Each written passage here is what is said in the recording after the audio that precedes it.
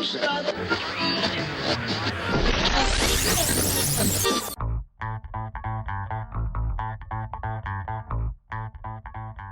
you for tuning in to the Street Writer Podcast. My name is Noah, aka Big Mex, and we're taking a deep dive into the history of the Brawler. When we last left off, we were talking about the end of the 80s, so we're going to finish off the 80s, and then we're going to talk about the Brawler and how the genre started to change and started to influence other games. By the end of 1989 and the start of 1990, several studios began experimenting with the direction of the Brawler. In addition to Capcom, the major innovator of the decade would be Konami.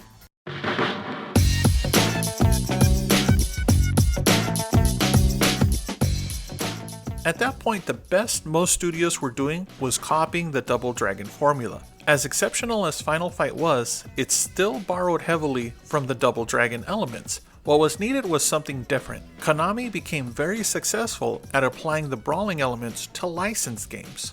Good arcade games based on movies or TV shows were very sparse. Great licensed brawlers were even rarer. Konami changed all of that in the end of 1989 by releasing an arcade version of the wildly popular Teenage Mutant Ninja Turtles cartoon.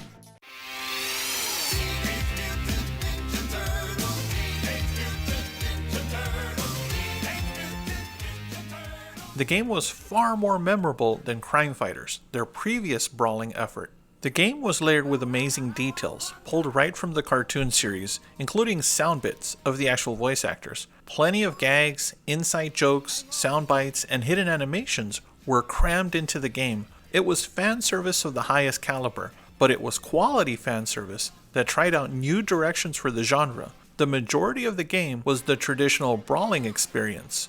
However, that branched out when players were zipping down the streets, fighting the evil Foot Clan on rocket-powered skateboards. The illusion of moving quickly through a location while still being able to fight opponents with the existing play mechanics had not really been done better. Konami was definitely onto something with this game. And then almost immediately after, in 1990, Konami turned Aliens, a groundbreaking science fiction movie, into a different type of brawler.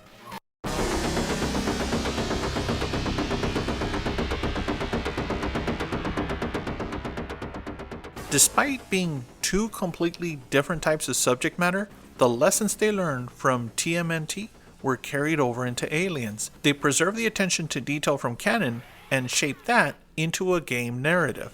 Where Aliens differed from the other brawlers was that players did not use their hands or feet to fight the aliens, which of course were super tall and super strong.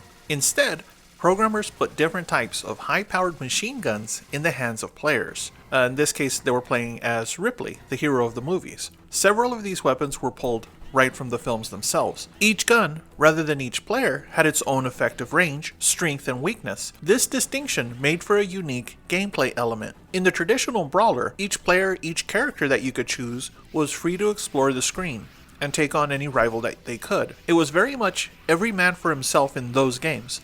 In Aliens, some of the species took several shots to put down, and by that time, there would be another one following right behind it or sneaking up on the player from the opposite direction. So gamers that worked closely together, perhaps one with a short-range flamethrower and one with a long-range assault cannon, could get further into the game than players that just went on their own.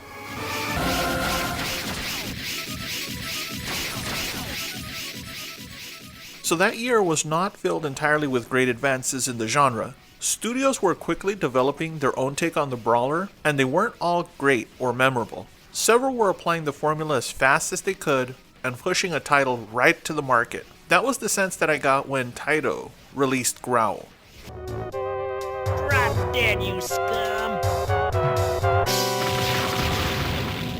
It was a brawler set in the 30s, 40s, about a group of adventurers tackling poachers in the jungle. The game was a thinly veiled Indiana Jones ripoff, as scores of thugs went after the fedora-wearing heroes. The handful of rival designs had nothing more than color palette swaps. Random men and women wearing the same costumes in different colors would simply show up to fight players over and over.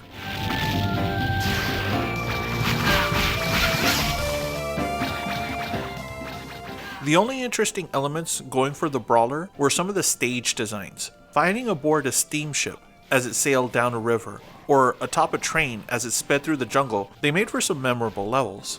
Everything aside from that was really forgettable. Even though Technos had a hand in getting Double Dragon published, they were guilty of poaching the formula itself when they released the Combat Tribes.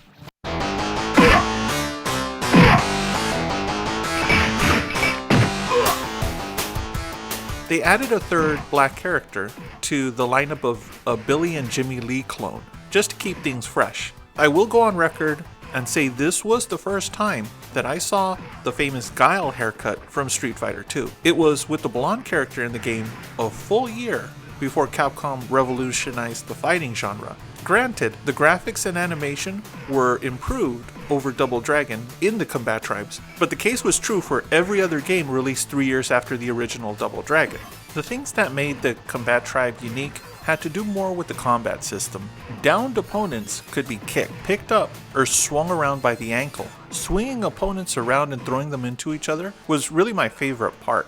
Rarely did brawling games allow for rivals to be hit while they were down. After all, if the bad guys were allowed to fight dirty, then why couldn't the players be allowed the same luxury? The game also exploited the health allowance that Konami charged in Crime Fighters. Quarters gave players a set amount of health. Thankfully, unlike Konami, that health did not go down by the second.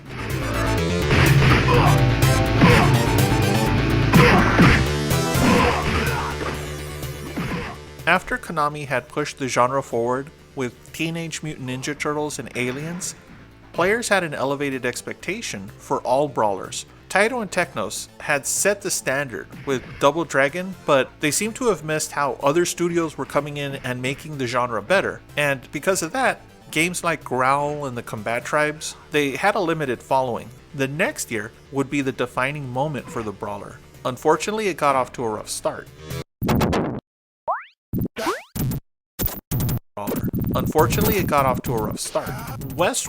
Westun, developer that I never heard from again, created a game for Sega. Riot City would be one of the publisher's first forays into the genre. The game was a pretty forgettable brawler, with a questionable design and lackluster graphics. About the only thing I remember from the game, and I saw it once in the arcade a million years ago, it was the funny strut that the black character had. I guess he had to be even cooler than the white guy in the same game, so he walked like a rooster. It's really weird. You can look up the video on YouTube.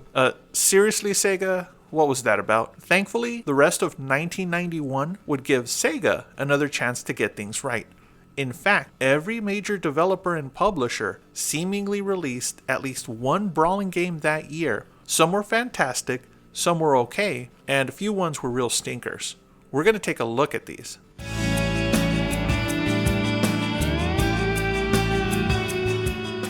The start of the new decade, 1991, was a gold rush. Every arcade company wanted to make their fortune on a brawler. Data East saw the runway success that Konami enjoyed with their license title and decided to secure a high-profile Western license for themselves. The result, Captain America and the Avengers, was without a doubt the biggest quarter waster my brothers and I had the misfortune of playing. The Avengers! The game featured Captain America, Iron Man, Vision, and Hawkeye, as they were the playable characters, taking on the Red Skull and a collection of villains from Marvel Comics.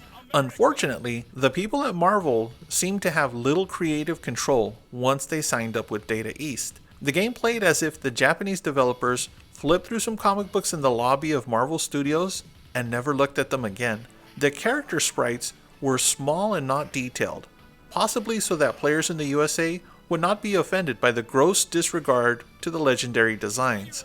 Playing as the characters was fun, I'm not going to lie about that. Each character had ranged attacks and close-up attacks. The first time I threw Captain America's shield into the head of a robot and watched it bounce back to me, I was just really hyped on that. I was so happy. I've enjoyed almost all of Data East arcade releases. However, this was the title that really left me disappointed. So remember, this is the arcade, and when you're a kid and you don't have a lot of money, you want your quarters to last. This game ate quarters like crazy. Every hit from a rival seemed to eat the health bar at an alarming rate. Quite honestly, it probably ate quarters faster than POW. Back then, SNK had an excuse. The genre was just getting started. The line between difficulty for the sake of challenge and difficulty for the sake of ripping off players hadn't been established yet. Data East had no excuse. Once you were out of health, the characters would drop to their knees and then they'd yell, "No, I can't move! I can't move!" This was about the point where my brothers and I would yell out, would actually yell back at the arcade game, "Feed me another quarter!" The more time I spend talking about this game, the more disappointed I get. So let's move instead to another company that let me down, but then redeemed themselves in the same year. Shut up already. Damn. Shut up already. My friends know that I'm passionate about Sega games, like super passionate, especially Sonic Team and all of those great games. I mean, my wedding ring is Nights from Nights into Dreams. So when, people say they love Sega games, I'm like, yeah, I really love Sega games. However, in the brawling genre, there was a game that they made called DD Crew. It was the first traditional brawler from the publisher that left me cold. So remember, West One had developed their first arcade game. This one was actually developed by Sega. Visually, it was impressive. The size of the sprites, the level of detail, the animations, they were all pretty good. However, watching Sega appropriate early hip-hop culture and try to make a brawler sort of urban, street, it was painful to watch. And actually, it was more painful to listen to. The soundtrack for the game, it consisted of an endless loop that sounded like a ripoff of a Houdini song with Tracy Morgan saying, "Shut up already," over and over and over again.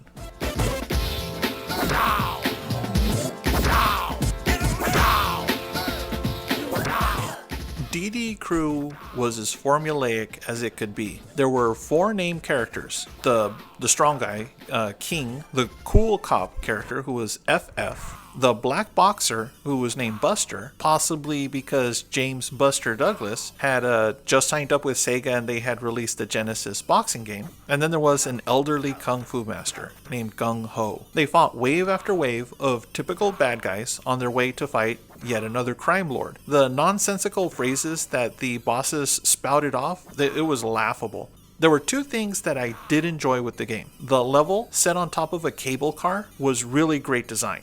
Too bad they had to fight a Bruce Lee clone on that stage.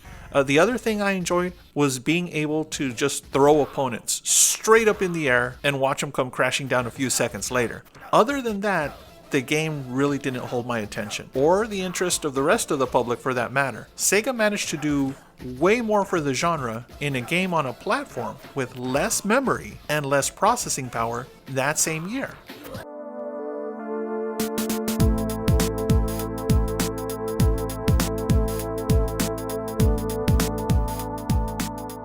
Streets of Rage, by most estimations, or at least the very passionate Sega community, started the best console brawling series ever released. And, apologies to River City Ransom for sort of getting on the map first, but it was really Streets of Rage for most console players. The variations in the formula were subtle, but well executed. There were 3 playable characters. They were all undercover police officers, and one of which was Blaze, a female cop. A strong female lead in a brawler really hadn't been seen since Tyrus in Golden Axe. And of course, this is now a home console game. The 3 characters played more or less the same. Sega didn't follow the conventions of having, one be the slow, strong one, a small, fast one, or somebody in the middle. Those character archetypes would be featured more in the Streets of Rage sequels.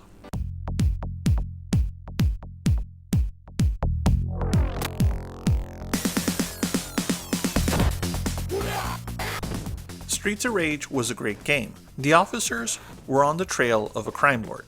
They had to beat up the gangs he controlled in order to get to him. The city was slightly futuristic and fairly original. I always felt that the rival designs were poached a bit from Final Fight, but it was still a great game. Where it innovated was in the use of crowd clearing moves. Players could earn special attacks, which consisted of radioing for backup and having a cop car shoot a round of flaming mortar shells which rained down on the opponents. This acted similarly to the magic spells in Golden Axe, and it affected all opponents on the screen. By comparison, Final Fight and the other brawlers featured characters that could perform a crowd clearing move at the cost of some health points. I enjoyed the Sega mechanic much more. By Final Fight 3, Capcom sort of figured out that that formula worked better, so they also created crowd clearing moves like that, but, to be fair, Sega got to the punch first. And I still really love the Final Fight series overall, a little bit more than Streets of Rage.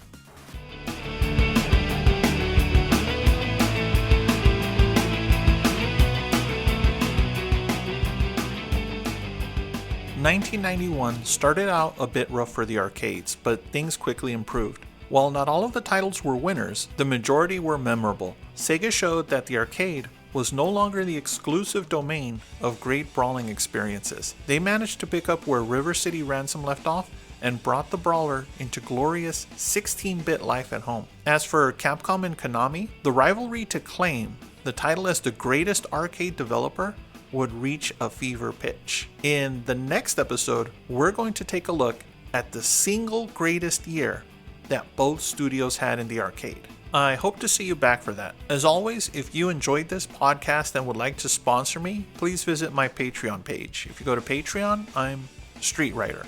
Special thank you to everybody that's been supporting me for the past few months and the past few years. Even though the episodes haven't been that consistent, I'm gonna try to do better. So I look forward to seeing you guys on the next episode. Have a great one.